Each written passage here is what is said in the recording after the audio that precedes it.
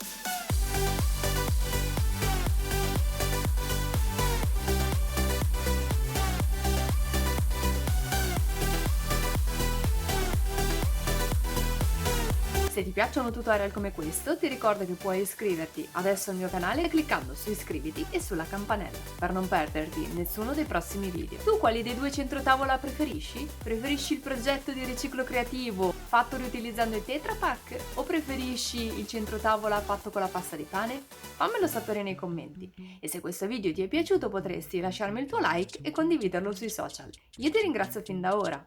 Noi ci vediamo alla prossima. Ciao! Tu quale centrotavola preferisci? Quello con i teta? Quello con... Ciao! Quello di riciclo creativo fatto riutilizzando i teta? Quello di riciclo creativo riutilizzando i teta?